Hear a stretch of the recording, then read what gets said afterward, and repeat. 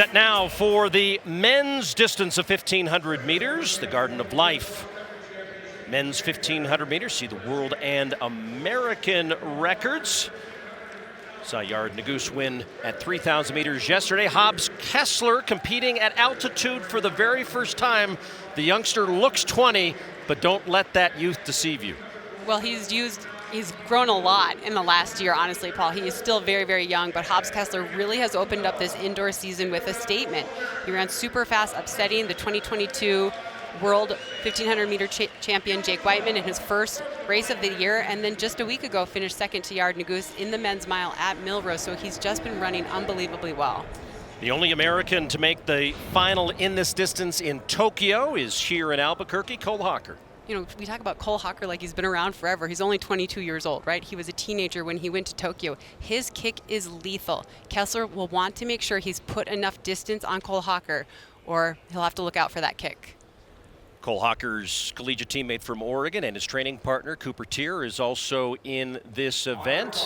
See Craig Engels right next to Hocker on the left side of your screen. This is and we keep saying it every time we line these folks up, it's a great field.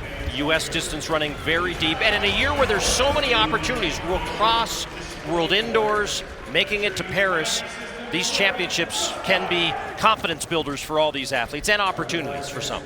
Yeah, absolutely. It's a chance for experience. Someone like Hobbs Kessler, who's never been on a senior team, he did go to the inaugural World Road Running Championships, became world champion there, but he hasn't made a senior team on the track, and so it's important for someone like him to get in here, get that experience so that he can take that into the outdoor season in an Olympic year. More athletes in this final than we saw in the last race on the women's side, so the traffic a little bit more to maneuver with.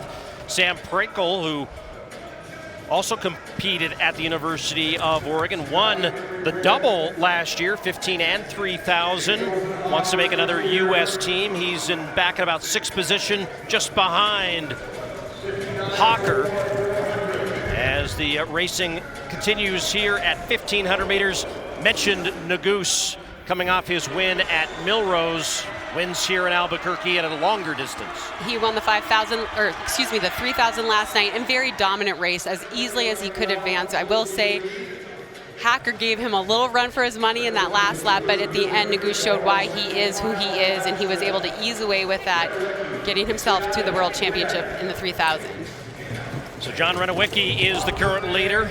28-year-old from Scottsdale, Arizona, was third in this race a year ago.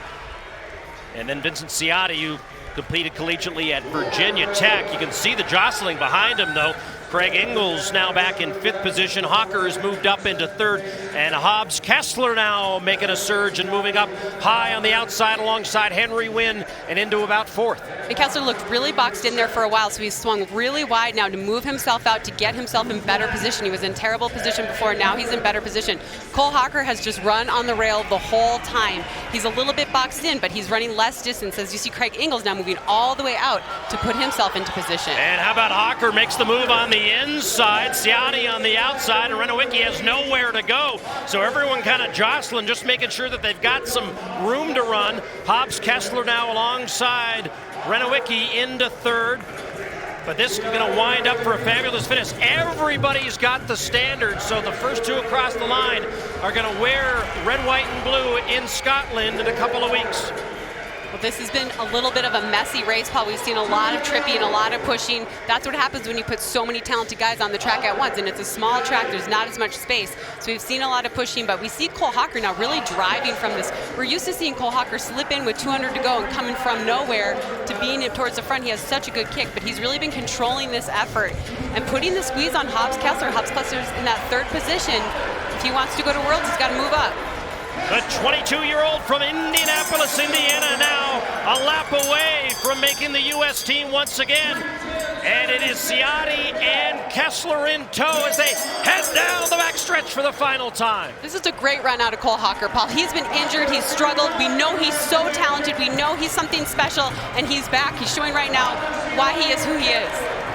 into the home stretch. The real race now for the other spot on the team as Hocker's going to get there and the win. And at the line, it does look like Hobbs Kessler will get the second spot, but it was very close there at the end, and we'll get it confirmed here as Henry Wynn by 0.05 of a second, unable to catch Kessler at the line, finishing in third.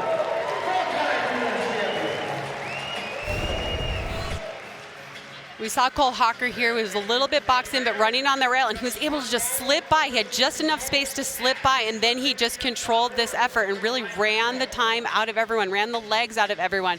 And coming home, we see that signature kick. He didn't have to go all the way there because he was clear of everybody. He was able to sort of enjoy this and run this in. What a great indoor season Cole Hocker is having. And this was close here. Hobbs Kessler, he almost got out lean by Henry Wynn, but he was able to pull it off, and he'll head to his first ever World Indoor Championship. So a great race in that Garden of Life men's 1500. Hocker and Kessler, the team, going to Scotland. Our winner is with Lewis. All right, and there was a signature moment in this race. And take me back to 3 laps to go. You were on the inside and stuck. And explain to me how you made that move inside to get out and take the lead. Yeah, I was hoping that the pace would stay pretty. The pace would be going the whole race, and I think it was up until that point, but I don't want to let anyone in the race that didn't need to be there. And, I thought to myself, right when I did that, I was like, I feel like Centro right now, back in 2016, because, I just feel like I was able to navigate that well. I didn't want to go outside, and, I didn't touch him at all, so I was happy with that move, and then just try to put the hammer down. We talked about some of the struggles you've been through, but then to win this race in such dominant form, a national champion now heading over to Scotland for the Worlds. How does this help you head to that next big stage? Yeah, it makes me feel really good about where I'm at, and came to this season with a little bit of different approach of previous years, and I think we saw that start last weekend at Millrose. I was really happy with the 2 mile I was able to put together there, and then, this USA team is getting better and better. It seems like each day that goes by, and just reassuring that I am where I want to be. It feels good. Wow. Heck of a strategic move. We won't forget that one. Congrats on the win. Appreciate it. Thank you. Hocker referencing